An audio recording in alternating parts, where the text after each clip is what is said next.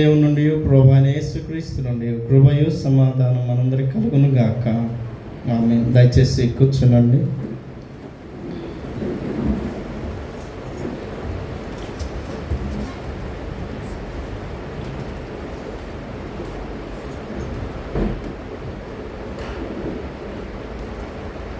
రోమా పత్రిక 8వ అధ్యాయము 15వ వచనము. ఏలయనగా మరలా భయపడుటకు మీరు దాస్యపు ఆత్మను పొందలేదు కానీ దత్తపుత్రాత్మను పొందితిరి. ఆ ఆత్మ కలిగిన వారమై మనము అబ్బా తండ్రి అని మొరపెట్టుచున్నాము. ప్రార్థించుదాం.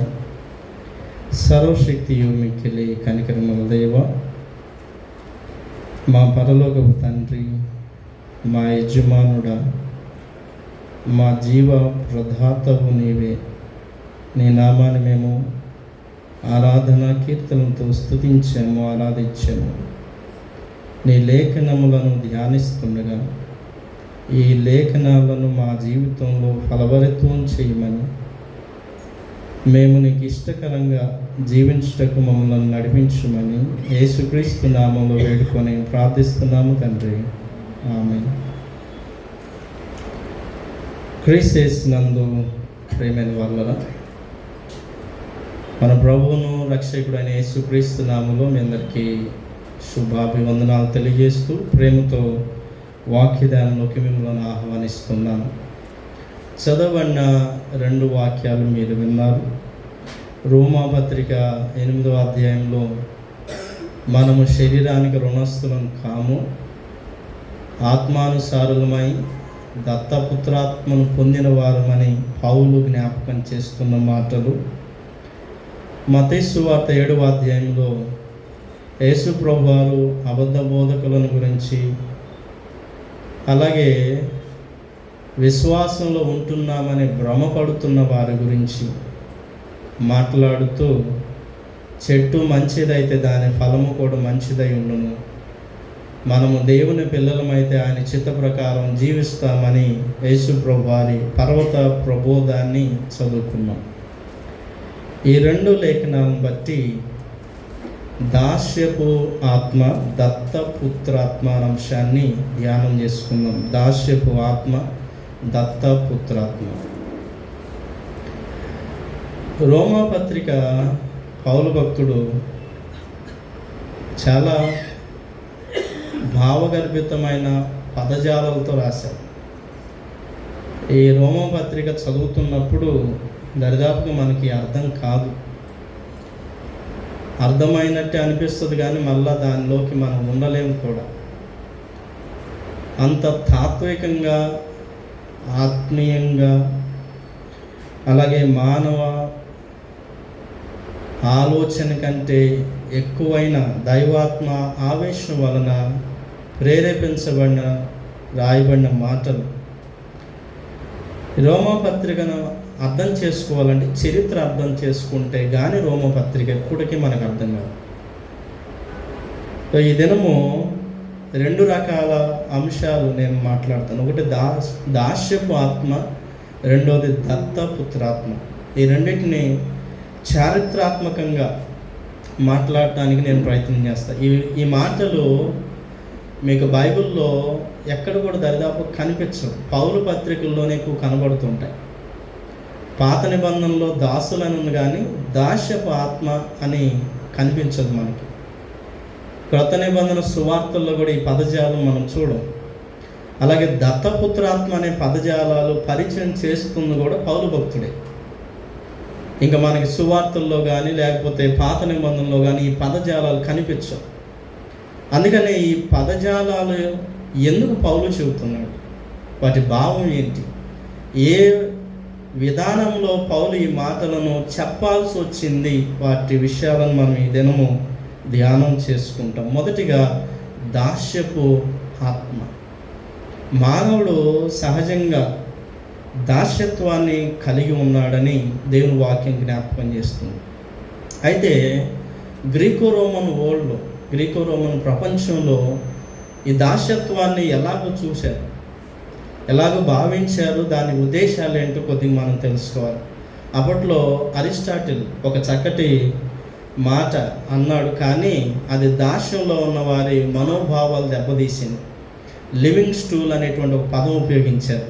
జీవన సాధనం అనే పదం ద్వారా దాస్య స్థితిలో ఉన్న వారి గురించి మాట్లాడారు. అంటే కొంతమంది శరీర నిర్మాణం, కొంతమంది శరీరాలు, జీవన విధానం వారు బానిసత్వం కోసమే పుట్టినట్టు ఉంటాయి అని మాట్లాడారు. కొంతమంది శరీర నిర్మాణం, వారి శరీర అవయవాల విధానం బానిసత్వం కోసమే అని మాట్లాడారు.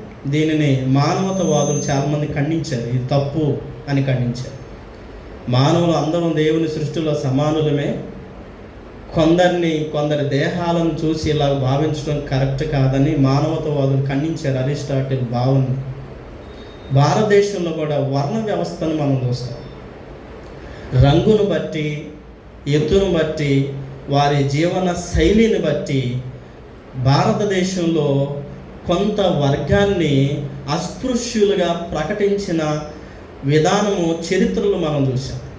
ఎందుకు భారతదేశంలో అలాగ విభజించారు, దాసులుగాను బానిసలుగాను చేశారంటే, ఆనాడు రోమా సామ్రాజ్యంలో శారీరక జీవన విధానాన్ని బట్టి ఎలాగైతే బానిసలను ఎంచారో భారతదేశంలో కూడా అదే ఎంచటం మనం చూస్తాం.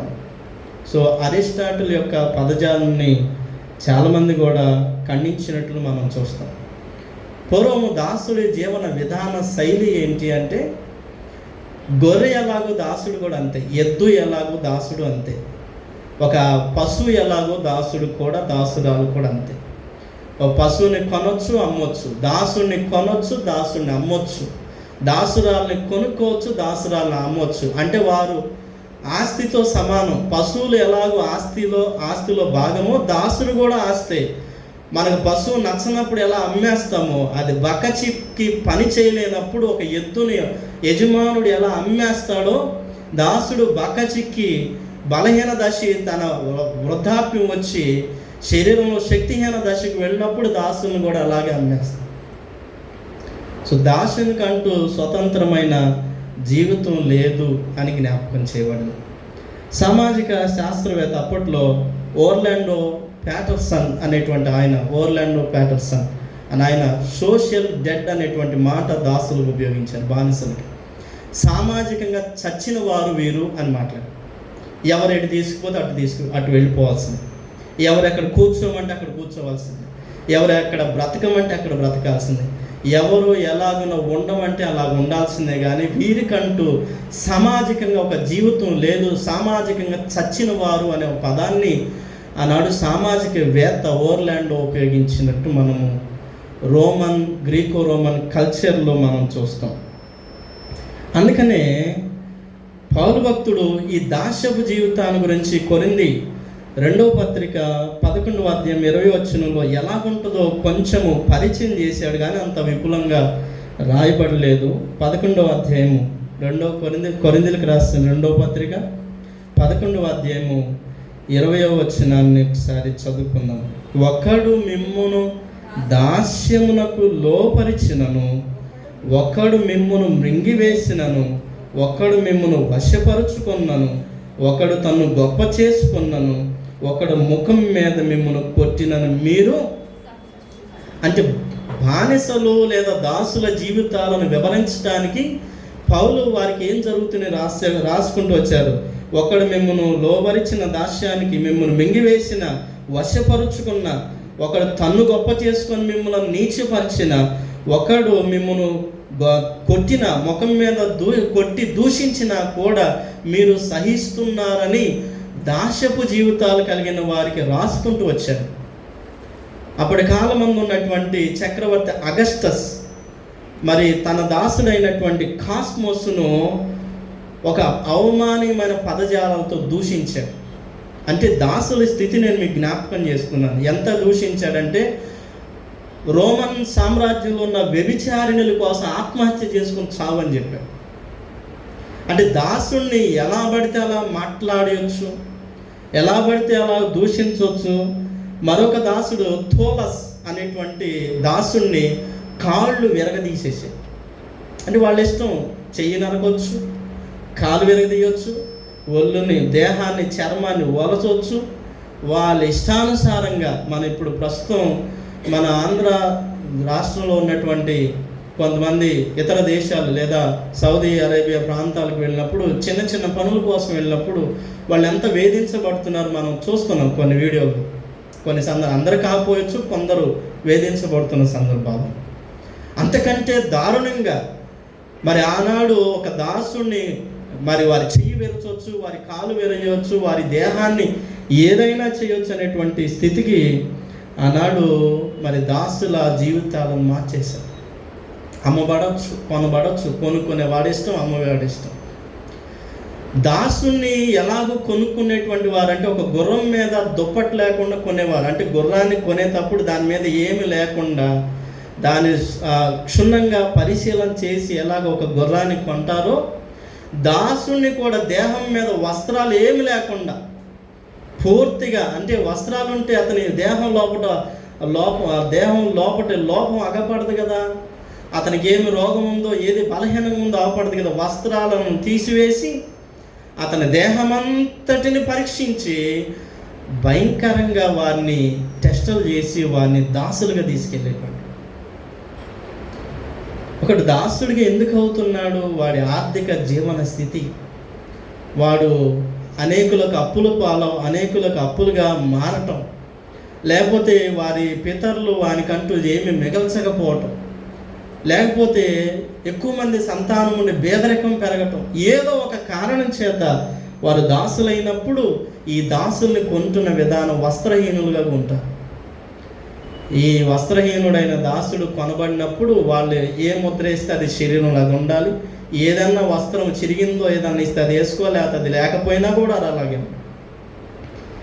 దాసుని జీవితం ఎందుకు ఇంత వివరిస్తున్నాను మీకు చెప్పాలి, మీరు తెలుసుకోవాలి. తెలుసుకుంటేనే కానీ ఈరోజు లేఖనం మనకు అర్థం కాదు. పూర్వం దాసుడు రాత్రంతా యజమానుడు తాగుతా ఉంటే రాత్రంతా మేలుకొని యజమానుడికి ద్రాక్షరసం పోస్తూనే ఉండాలి, అతనికి మాంసం అందిస్తూనే ఉండాలి. ఇవన్నీ మీకు తెలియదని కాదు, కానీ మీరు ఇంకా తెలుసుకోవటం ద్వారా ఈ వాక్యపు లోతుల్లోకి రాగలుగుతారు.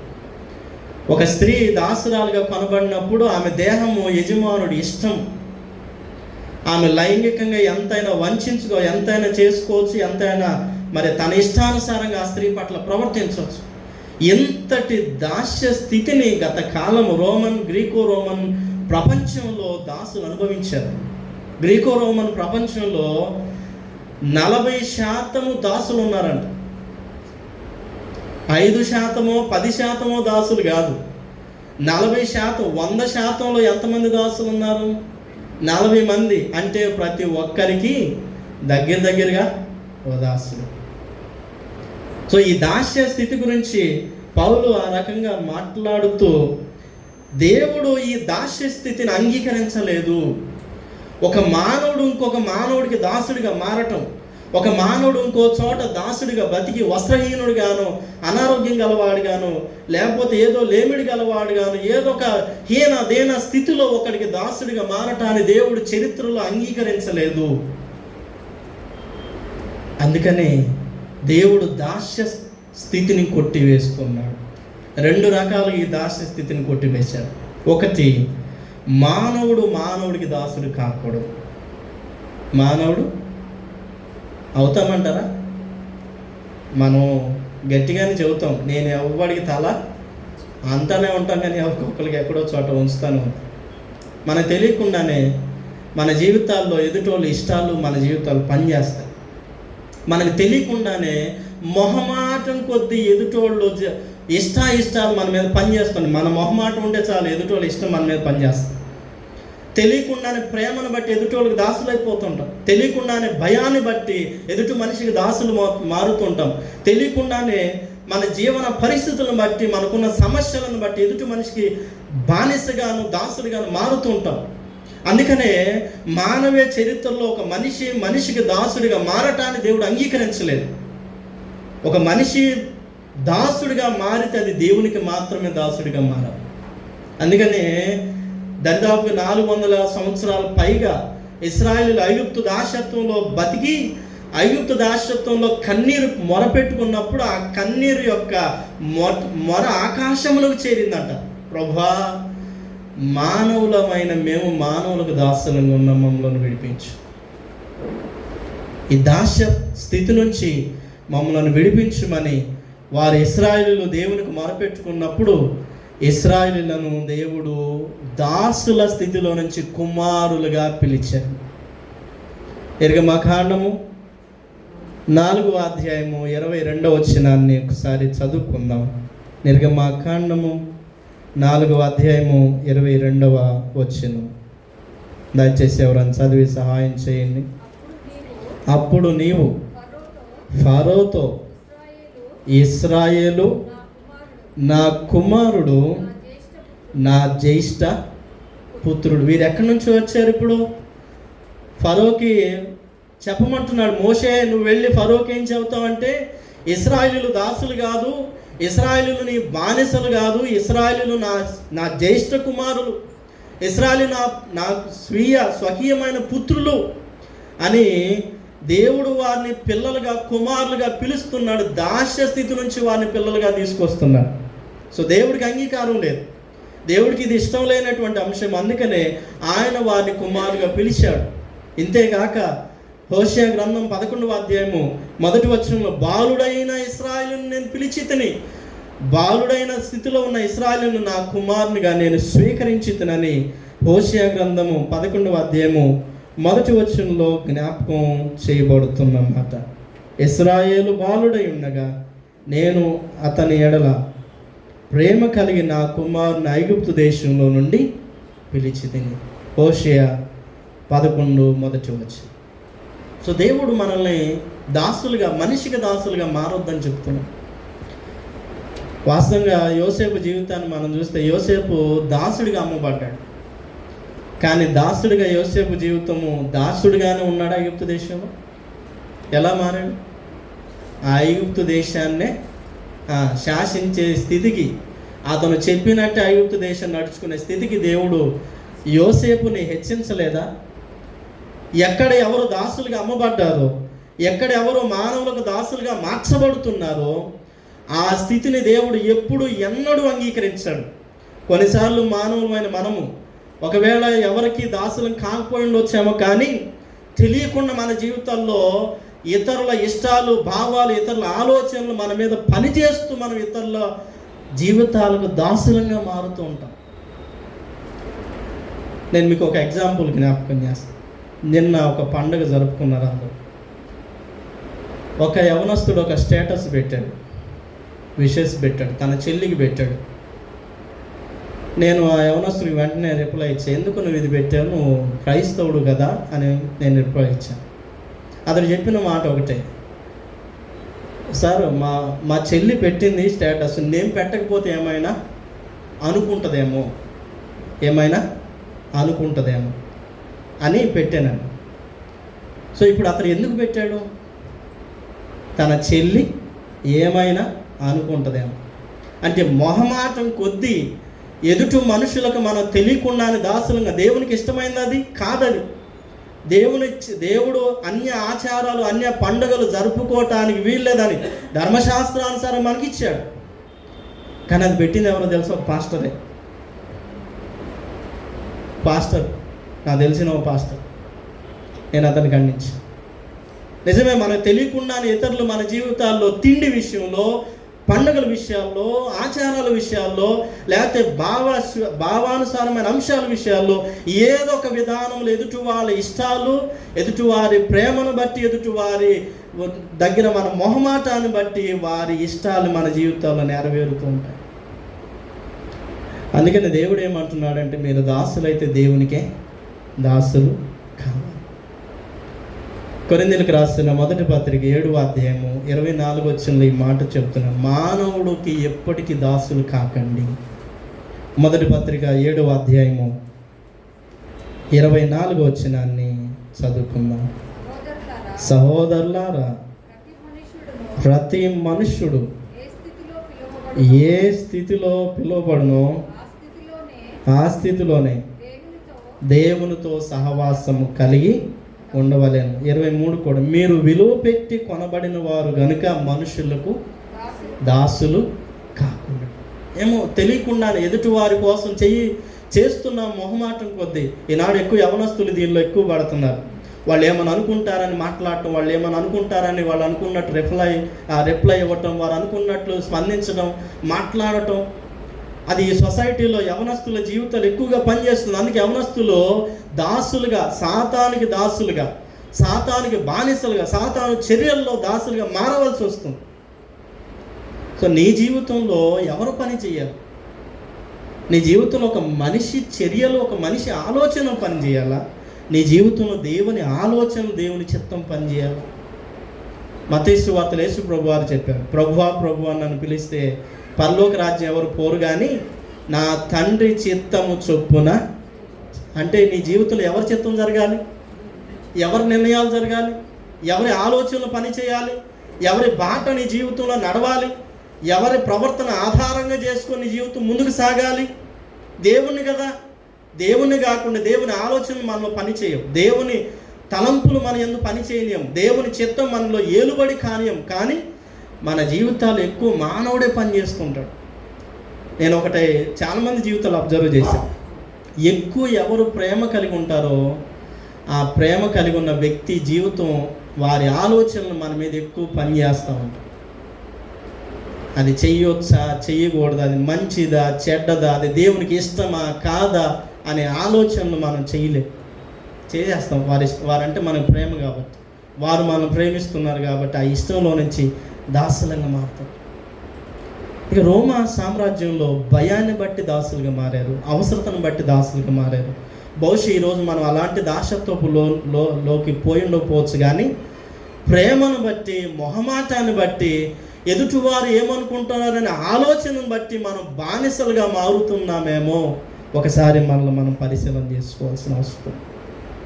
సో మానవులంగా మనం ఎప్పుడు మానవుడికి దాసులము కాదు. ఎవరికి దాసులమా?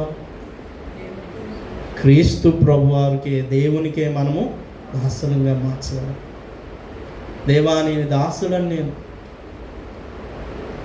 లేఖనాలు ఎక్కువ రాయబడిన మాటలు, కీర్తనగాడు నీ దాసునైనా మాట. సో దేవుని దాసత్వంలో మనం ఉండటానికి దేవుడు మానవ దాసత్వాన్ని కొట్టివేశాడు. మానవుడికి దాసుడిగా కారాదు. రెండవది, మానవుడు పాపానికి దాసుడైపోయాడు. అది పౌలు స్పష్టంగా రోమా పత్రికలో తన మాటల ద్వారా జ్ఞాపకం చేశాడు. చాలా విషయాల్లో జ్ఞాపకం చేశాడు. శరీర క్రియలను మనం నెరవేర్చడానికి మనమేమన్నా శరీరానికి రుణస్థులమా? శరీరానుసారమైన అంశాలు చేయటానికి, ఈ శరీరం ఏది కోరుకుంటే అది చేసుకుంటూ పోతానికి ఈ శరీరానికి మనం ఏం రుణస్థులం కాదు కదా. ఎందుకు ఈ శరీర కోరికలన్నీ చేసుకుంటూ వస్తున్నాము అంటే, మరి మానవుడు శరీర బలహీనతను బట్టి ఈ శరీరానికి దాసులుగా మారుతూ వచ్చాడు. అందుకనే 6వ అధ్యాయంలోను 8వ అధ్యాయంలోను మీరు దాసులు కాకండి అని చెప్పుకుంటూ వచ్చి దాని నుంచి మీరు విమోచించబడ్డారని జ్ఞాపకం చేస్తాడు. రోమాపత్రిక 6వ అధ్యాయము 6వ వచనం, ఏమనగా మనమికను పాపమునకు దాసులము కాకున్నట్లు, పాప శరీరము నిరర్ధకమగునట్లు మన ప్రాచీన స్వభావము ఆయనతో కూడా సిలువ వేయబడనని ఎరుగుతాం. అలాగే 12వ వచనం, కాబట్టి శరీర దురాశలకు లోబడినట్లుగా చావునకు లోనైన మీ శరీరమందు పాపమును ఏలనీయకుడి, మరి మీ అవయములను దుర్నీతి సాధనములుగా పాపములకు అప్పగింపకుడి, అయితే మృతుల్లో నుండి సజీవులం అనుకొని మిమ్మల్ని మీరే దేవునికి మీ అవయవాలను నీతికి సాధనాలుగా ఈ దేహం ఎటు పని చేస్తుంది? ఈ దేహం, కన్ను, సర్వేంద్రియాలు, అలాగే మనకున్నటువంటి కర్మేంద్రియాలు, మనకున్నటువంటి సమస్త దేహ అవయవ పనితీరంతా కూడా దేనికి దాసులుగా మార్చబడుతుంది? దేవుడు చాలా రీతులు చెప్పాడు. కన్ను గురించి చెప్పాడు, చెయ్యి గురించి చెప్పాడు, కాలి నడక గురించి, అన్నిటి గురించి చెప్పాడు. నీ కన్ను కుడికైనా ఎడమకైనా తిరగకుండా చూసుకోమని చెప్పాడు. నీ కన్నును చక్కగా నిలబెట్టుకోమన్నాడు. నీ చేతులను పాపము చేయకుండా బిగబట్టమని చెప్పాడు. నీ కాలి నడకను జాగ్రత్తగా చేసుకొని నీ పాదములకు దేవుని వాక్యం అనే త్రోవలోనే నడమని చెప్పాడు. దేహ అవయవాలు ఎలా పని చేయాలో దేవుని వాక్యం జ్ఞాపకం చేసింది. కానీ దేహ అవయవాలు దాసత్వానికి లోబడే, దాసత్వానికి మారిపోయాను. దావీదు అంటాడు, నాకు బాగా ఇష్టమైన వాక్యం అది, నా ప్రాణమా యెహోవాను, నా అంతరంగమునుంద సమస్తమైన పరిశుద్ధ నామాన్ని. ప్రాణం అనే పదము రక్తంతో సమానం. రక్తమే, తన రక్తంతో చెప్పుకున్నాడు, ఓ నా రక్తమా, ఆయన పరిశుద్ధ నామాన్ని. తన రక్తము కూడా కల్మషం కావటానికి, అపవిత్రం కావటానికి, తన రక్తము అపరిశుద్ధత కావటానికి దావీదు అంగీకరించలేదు. ఒకనొకడు తెలియక చేశాడు. కానీ తాను దేవునిలోకి పశ్చాత్తాపడి మారు మనసు పొందిన తర్వాత దావీదు కీర్తన రచించుకున్నాడు. నా ప్రాణమంతా దేవునిది, ఈ దేహమంతా దేవునిది. రోమపత్రికలోనే పౌలు 12వ అధ్యాయం, మీ శరీరమును సజీవ యాగంగా దేవునికి సమర్పణ చేయుడి. 12వ అధ్యాయము 1వ వచనం. కాబట్టి సహోదరులారా, పరిశుద్ధమును దేవునికి అనుకూలమునైన సజీవ యాగముగా మీ శరీరములను ఆయనకు సమర్పించుకొనుడని దేవుని వాత్సల్యమును బట్టి మిమ్మల్ని బతిమాలుకొనుచున్నాను. ఇది సేవ మీకు యుక్తము. ఈ లోక మర్యాద అనుసరించడానికి ఉత్తమమును అనుకూలమును సంపూర్ణమైన దేవుని చిత్తం మీద పరీక్షించి తెలుసుకున్నట్లు మీరు మారు మనస్సు పొంది నూతన మగుటి వల్ల రూపాంతరము. ఈ శరీరానికి మనమే రుణస్థం కాదు. ఇది కన్ను అనుకున్న చేయటానికి, ఈ తల అనుకున్న చేయటానికి, చెయ్యి అనుకున్న ప్రతిదీ, కాలు అనుకున్న ప్రతి చోటకి పరిగెత్తడానికి ఈ శరీరానికి రుణస్థులం కాదు. సో దేవుడు మనకి 2 రకాల దాస్యత్వం నుంచి మనల్ని విడిపించాడు. పాపమునకు దాసులైన వారిని పాపము నుంచి విడిపించాడు. మానవులకు దాసులైన వారిని మానవ దాస్యత్వం నుంచి కూడా విడుదల ఆయన చరిత్రలో ప్రకటించాడు. నేడు మనకు కూడా చెబుతున్నాడు, నీవు మానవుడికి దాసుడు కావద్దు. ఏ మానవుడు నిన్ను ఏలుబడి చేయనియొద్దు. ఒకవేళ దేవుని వల్ల కలిగిన ప్రభుత్వాలు నీ మీద ఏలుబడి చేస్తే అది వేరు. కానీ దేవుడిచ్చిన అధికారం వల్ల ప్రభుత్వాలు, నాయకులు నీ మీద అధికారం చేస్తే అది వేరు. కానీ స్వతహాగా నీ బలహీనతల చేత నువ్వు ఎన్నడూ మనిషికి దాసుడు కారాదు. సో ఈ దాసత్వము గ్రీకో రోమన్ ప్రపంచంలో ఉండింది. దాన్ని బట్టి దాసులము కాము, మనము స్వతంత్రులమే అని పౌలు జ్ఞాపకం చేశారు. ఇది మొదటిది. సో ఈ దినమందు దేవుని సన్నిధానంలో ఉండి మనం ఒకసారి జ్ఞాపకం చేసుకుందాం, మనము దేనికి దాసులమవుతాం. ఆనాడు దేవుడు దాసత్వాన్ని ఒప్పుకోలేదు, కుమారులుగా పిలిచాడు. మీరు యోహాను పత్రిక అంతా చూడండి, ప్రభు మనల్ని పిలిచే పిలుపు, పిల్లలారా, పిల్లలారా, నా చిన్న పిల్లలారా, నా చిన్న పిల్లలారని ప్రభు యోహాను మొదటి పత్రికలో ఆయన పిలిచిన పిలుపులన్నీ యోహాను పత్రికలో రాస్తున్నాడు. దాసులని పిలవలేదు, మనం స్వతంత్రులను పిలిచారు. బానిసలని ప్రభు మనల్ని ఎంచలేదు. ఆ బానిసత్వం నుంచి విడిపించడానికి లోకానికి శరీరధారి వచ్చి మరణం ద్వారా ఆ పాప దాసత్వాన్ని పటాపంచులు చేసి మానవ దాసత్వం నుంచి, పాప దాసత్వం నుంచి మనల్ని విడిపించారు. అయినను నేటికి మన బలహీనతల చేత వెళ్ళిపోతున్నామేమో ఒకసారి మనం పరిశీలన చేసుకుంటాం. రెండవది దత్తపుత్రాత్మ. ఇది కూడా మనకి పాత నిబంధనలు ఎక్కడ ఈ పదజాలం మనకి కనిపించదు. సువార్తల్లో కూడా ఇది మనకు కనిపించదు. కేవలం పౌలు పత్రికల్లో 5 సార్లు ఇది మనకు కనిపిస్తుంది, దత్తపుత్రాత్మ అనే పదం. గ్రీక్ బైబిల్లో 5 సార్లు రాయబడినట్టు తెలియబడుతుంది. 5 సార్లు. మీరు రోమా పత్రిక 8వ అధ్యాయము 17వ వచనంలో 15వ వచనంలో ఒకసారి రాయబడినట్లు జ్ఞాపకం చేస్తున్నారు. చూడండి 15వ వచనం. ఏలైనగా మరలా భయపడుటకు మీరు దాస్యపు ఆత్మను పొందలేదు, కానీ దత్త పుత్రాత్మను పొందితిరని రాశాడు. అలాగే 8వ అధ్యాయం 23వ వచనంలో ఆత్మ యొక్క ప్రథమ ఫలమును నొందిన మనము కూడా దత్త పుత్రత్వం కొరకు మన దేహం యొక్క విమోచన కొరకు కనిపెట్టుచున్నామని జ్ఞాపకం చేశాడు. మూడవదిగా 9వ అధ్యాయము 4వ వచనంలో మీరు ఇశ్రాయేలీల దత్త పుత్రత్వమును మహిమయు నిబంధనలను ధర్మశాస్త్ర అర్చనాచారులను వాగ్దానములను వీరిని అని జ్ఞాపకం చేశాడు. అలాగే 8వ అధ్యాయం 17వ వచనంలో కూడా మనం పిల్లలైతే వారసులము అనగా దేవుని వారసులమని క్రీస్తు కూడా మహిమ పొందుటకు ఆయనతో శ్రమపడిన క్రీస్తుడి వారసులమని ఇక్కడ డైరెక్ట్గా దత్తపుత్రత్వం అని చెప్పలేదు, కానీ అడాప్షన్ గురించి స్పష్టంగా జ్ఞాపకం చేస్తాడు. అలాగే ఎఫెసీ పత్రిక 1వ అధ్యాయము 5వ వచనంలో కూడా స్వీకరించబడ్డామని ఒక పదాన్ని పౌలు భక్తుడు రాశాడు. అనగా 5 సార్లు ఈ పుత్రత్వము లేకపోతే స్వీకరించబడిన అంశం గురించి లేకపోతే ఈ వారసత్వం గురించి పౌలు భక్తుడు రాశాడు. దీన్ని గ్రీకులో థియోథియోస్ అనేటువంటి ఒక పదాన్ని ఉపయోగించారు. గ్రీకో రోమన్ ప్రపంచంలో ఇది చాలా బహుగా పనిచేసింది. అసలుకి ఇది ఎక్కడ ప్రారంభమైందో కొంచెం మనం దీన్ని తెలుసుకుంటే కానీ ఈ అంశం మనం గ్రహించలేం. యూదుల్లో ఇది పుత్రత్వం లేదు, ఎక్కడ ఇది మనం చూడం. యోధా చరిత్రలో దత్తత తీసుకున్న అంశాలు ఎక్కడ లేవు.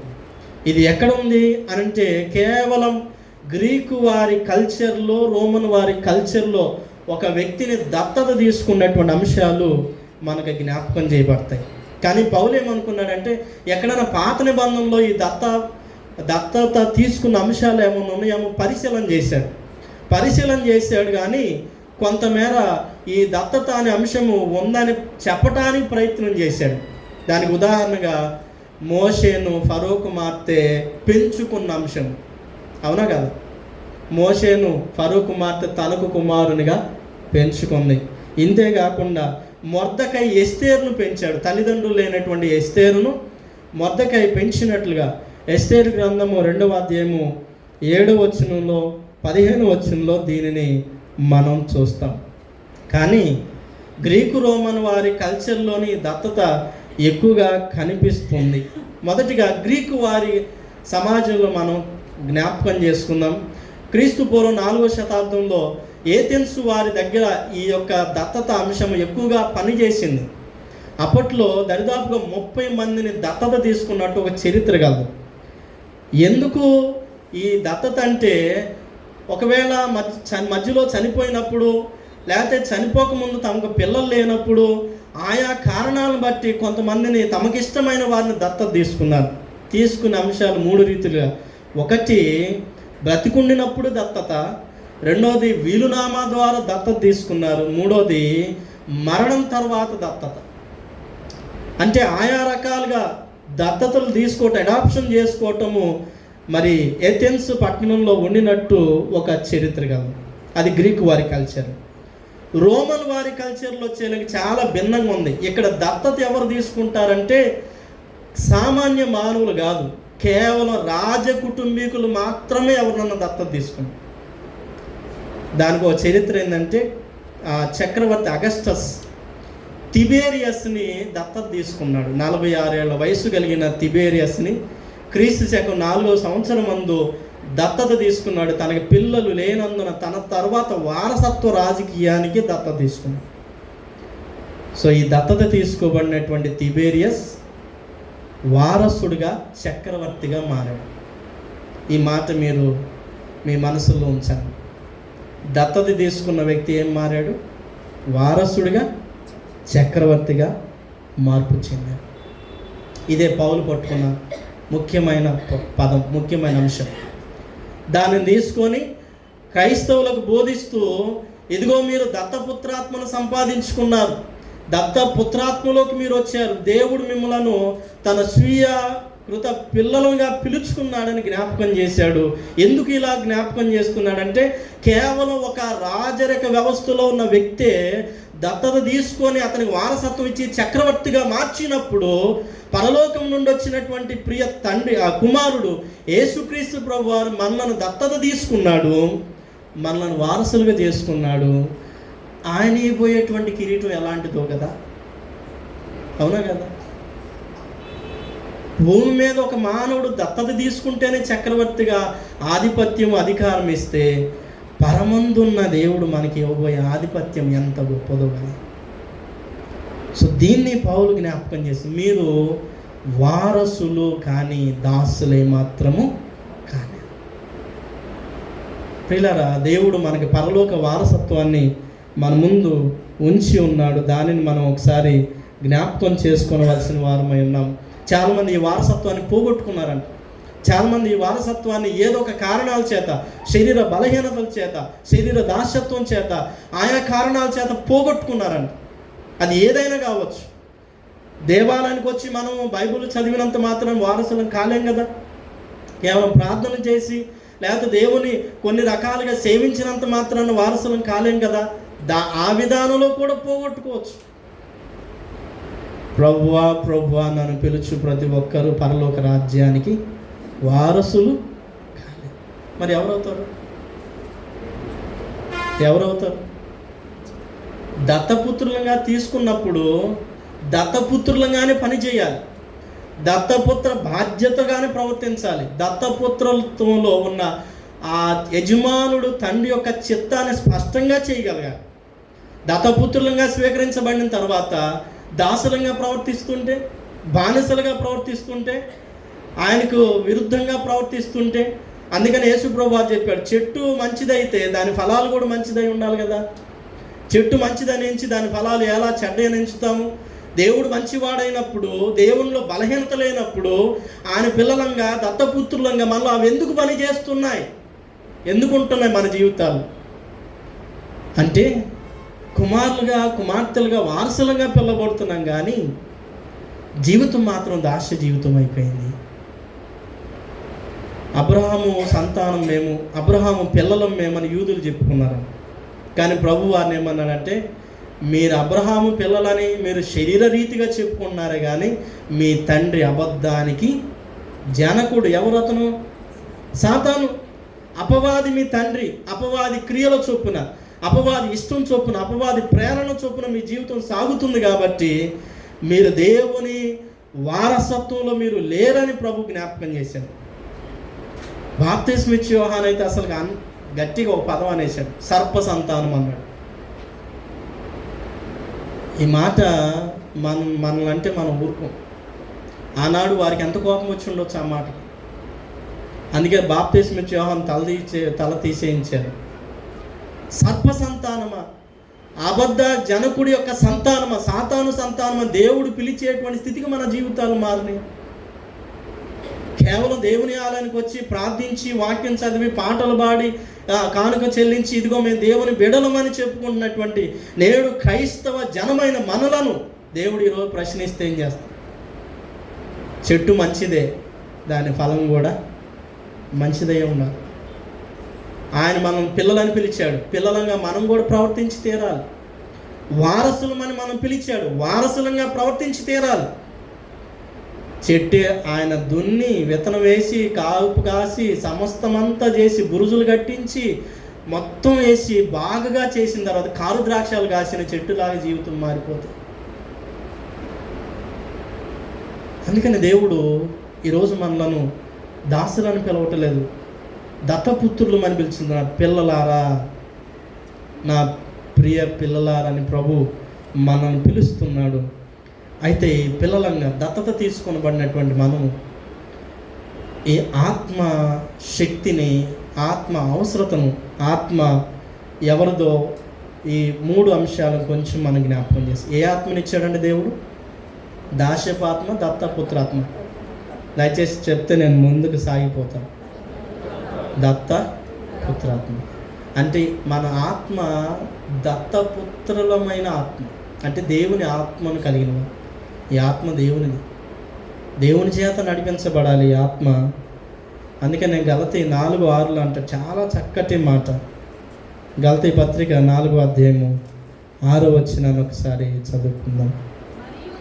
మరియు మీరు కుమారులై ఉన్నందున నాయన తండ్రి అని మొరపెట్టు తన కుమారుని ఆత్మను దేవుడు మన హృదయాల్లోకి ఎక్కడ పంపాడంటే తన కుమారుని ఆత్మను మన హృదయాల్లోకి, తన ప్రియ కుమారుని ఆత్మను మన హృదయాల్లోకి పంపించాడు.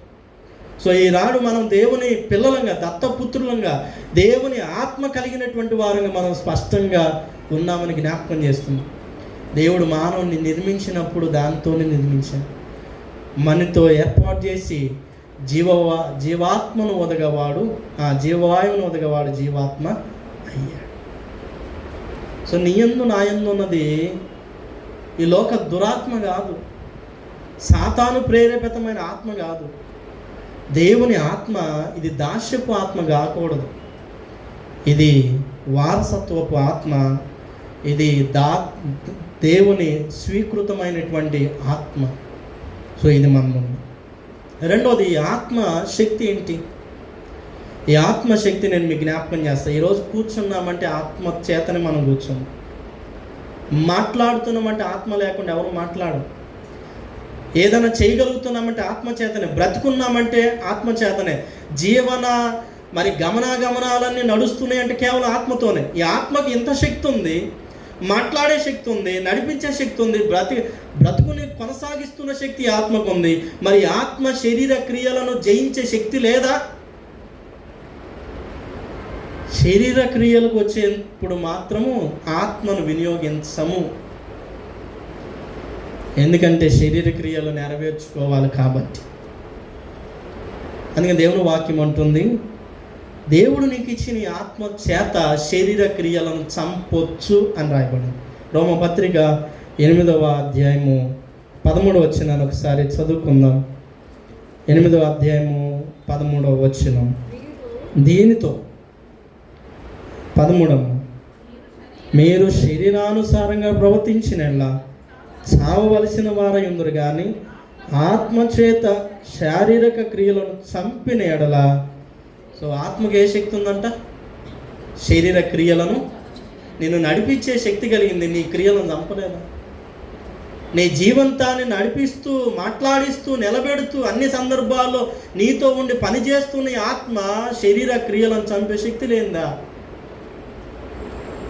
సో ఆత్మ శరీర క్రియలను చంపగలుగుతుంది. సో మనం ఆత్మానుసారంగా ఆలోచించినప్పుడు వాటిని చంపగలుగుతాం. మూడవది, ఆత్మ అవసరత ఏంటి? ఆత్మ అవసరత ఏంటి? ఆత్మకు శరీర క్రియల అవసరత లేదు కదా. ఆత్మకు ఆత్మానుసారమైన క్రియలే కావాలి.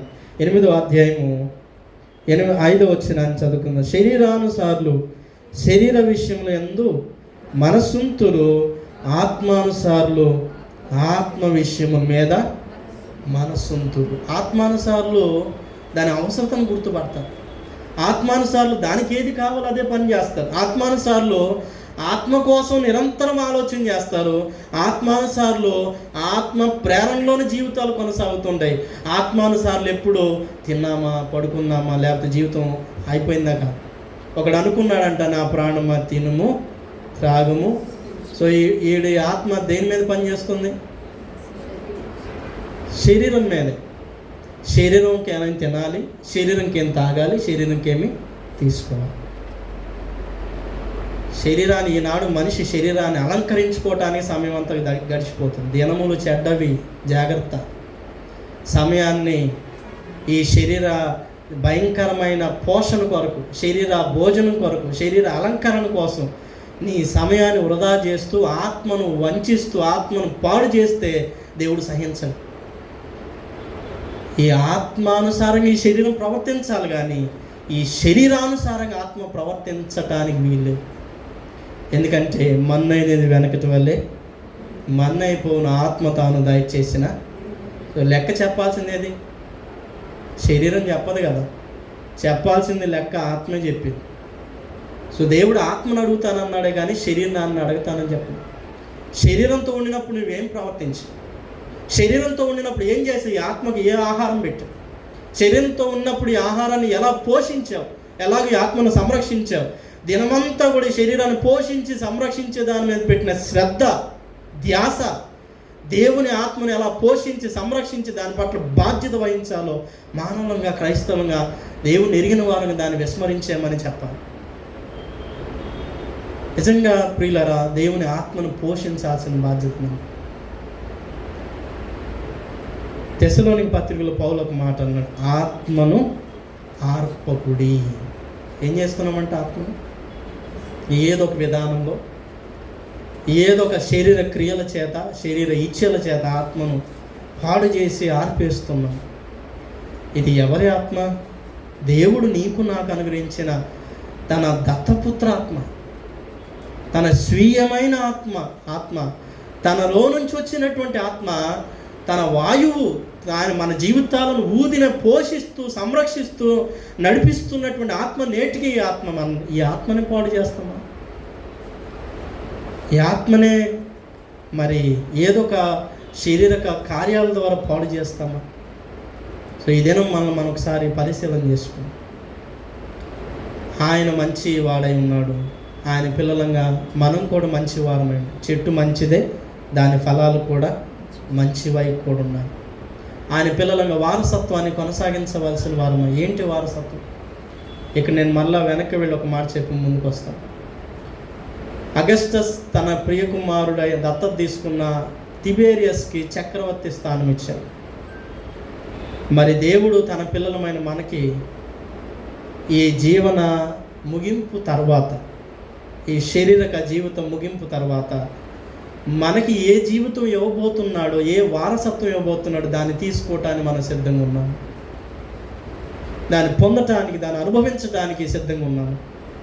ఈనాడు మనం పరిశీలన చేసుకో.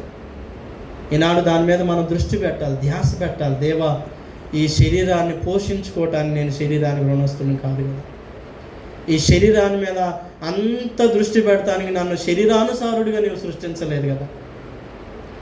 నా యందు ఆత్మ నుంచి ఉన్నావు, ఆత్మ లేనిదే నేనేమీ కూడా చేయను. సో ఈ ఆత్మ మన యందు ఉంది. ఈ ఆత్మను అబ్బా తండ్రి అని దేవుని వేడుకొని, నాయన అని మొరపెట్టుకొని, దేవా ఆత్మను నా యందు ఉంచు. మనం ఎప్పుడు కూడా దేవుని అడగాల్సింది కూడా ఇది. దావీదు అంటాడు, ప్రభువా నీ పరిశుద్ధాత్మ నా యొద్ద నుంచి తీసి ఉంచమన్నాడు, తీసివేయమన్నాడు. ఎందుకని? పరిశుద్ధాత్మ లేనిది వర్షము లేని పైరు చందం బేయది, వర్షము లేని పైరు చందం బేయది. పరబోధకముల వార్తితమైన పనులోజి వరాహితములై అనుభవముగా నీవైయుండు. పరిశుద్ధాత్మను కోరుము, జీవమాయేసు ప్రభుని పేరట వేడుము. జీవమాయేసు ప్రభుని పేరట పరిశుద్ధాత్మ లేనిది వర్షం లేని పైరు లాంటిదే. దేవుని ఆత్మ నీ జీవితంలో నడిపించకపోతే నీవు నేను వర్షం లేని పైరుతో, మబ్బు లేనటువంటి మేఘం వల్లే మన జీవితాలు మిగిలిపోతాయి. కారు చీకటింట సరుకులు వెతికిన జీవితం లాంటి మన జీవితం మిగిలిపోతుంది. సో ఈ ఆత్మ చేత నీ శరీరం నడిపించబడాలి, కానీ నీ శరీరం చేత నీ ఆత్మ నడిపించబడదు. ఒకసారి మనం ఈ దేవుని సన్నిధానం పరిశీలన చేసుకుంటాం. నా దేహం నా ఆత్మను నడిపిస్తుందా? నా ఆత్మ నా దేహాన్ని నడిపిస్తుంది? ఏది నా యందు పని చేస్తుంది? నా యందు పని చేయవలసింది దేవుడే, కానీ నా యందు పని చేయవలసింది సాతాను శారీరక క్రియలు కానీ. సో ఈ దినము దత్తపుత్రులంగా ఉండటానికి మనం ఒక తీర్మానం తీసుకుందాం. దేవా, నా యందు శరీర క్రియలు కాదు, కానీ నీ క్రియలు పని చేయనట్లుగా, నేను నీకు దాసుడు నగునట్లుగా నీ చిత్తమే నా జీవితంలో. ఏ మానవుడి చిత్తం కాదు, ఎవరి ఇష్టాన్ని బట్టి, ఎవరి మొహమాటాన్ని బట్టి నా జీవితం కాకూడదు.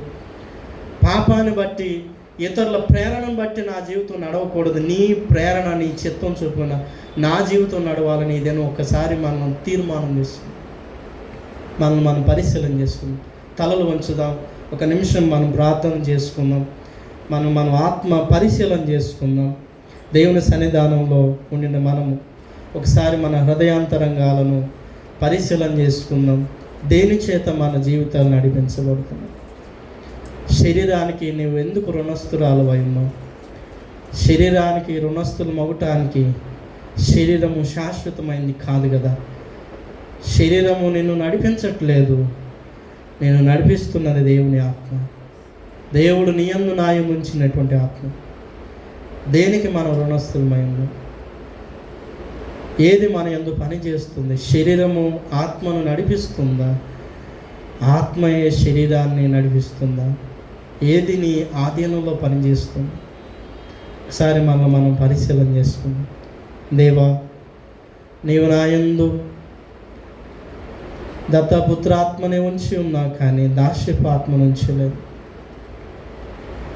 ఒకవేళ నాకు తెలియకుండా మానవులకు నేను దాసుడుగా, దాసురాలుగా, ఇతరుల ఇష్టాయిష్టాలు, ఇతరుల ప్రేరితాలు, ఇతరుల యొక్క ప్రేమను బట్టి, మానవ బలహీనతను బట్టి, మొహమాటాన్ని బట్టి వారి ఇష్టాలు నా యందు నెరవేరుతున్నాయని,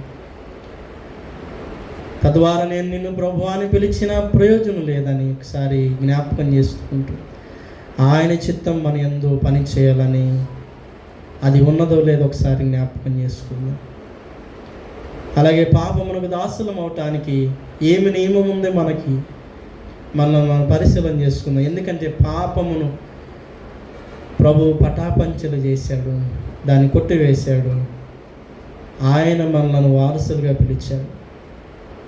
ఒకవేళ శరీర కోరికలు, ఇష్టాలు, శరీర బలహీనతలను బట్టి పాపాన్ని నెరవేరుస్తూ పాపమును దాసుడు అయ్యేవాడు. ఈయన చేతులు, నీ చేతులు దేనికోసం పనిచేస్తుంది? ఈయన మన దేహము దేనికోసం పనిచేస్తుంది? దేహము దేవుని ఆలయమై ఉన్నదని జ్ఞాపకం చేసుకోవాలి. ఈ దేహమును పాడు చేసినలా దేవుడు క్షమించడానికి జ్ఞాపకం చేసుకుందామా? మనం ఒకసారి ఈ దినం పరిశీలన చేసుకుందాం. మహాపరిశుద్ధుడా, ప్రేమ కలిగిన మా పరమ తండ్రి, నీవిచ్చినటువంటి దత్తపుత్రాత్మను పొందిన మేము దానిలో జీవించుటకు ఆత్మ సహాయం మాకు దయచేయి. శరీర క్రియలు శరీరానుసారంగా ప్రవర్తించి లోకమునకు, మనుషులకును, పాపమునకు దాసులను కాకున్నట్లుగా మా యందు నీ శక్తి నింపండి. మేము బలహీనులమే ప్రభువా, చెయ్యకూడదు అనుకుంటేనే వాటిలోనికి వెళుతున్నాం. అవి విడిచిపెట్టాలనుకుంటూనే వాటిని విడిచిపెట్టలేని బలహీనులు. ఇది చెయ్యకూడదు అనుకుంటూనే దాన్ని చేయవలసిన బలహీనులం అయిపోయి ఉన్నాం. కాబట్టి వాటిని చేయకుండే శక్తిని మాకు దయచేయండి. నీవిచ్చిన వారసత్వంలో మేము నిలబడిన వారము. నీవు మాకు ఏర్పాటు చేసిన జీవ కిరీటాన్ని, నిత్యరాజ్య వారసత్వాన్ని పొందుకునే ధన్యత మాకు దయచేయము. యేసుక్రీస్తు నామములో వేడుకొని ప్రార్థిస్తున్నాము తండ్రి, ఆమేన్. సమస్త జ్ఞానం ఇచ్చిన దేవుని సమాధానం యేసుక్రీస్తు వల్ల మీ హృదయాలకు, తలంపులకు కావలును గాక. ఆమేన్. దేవా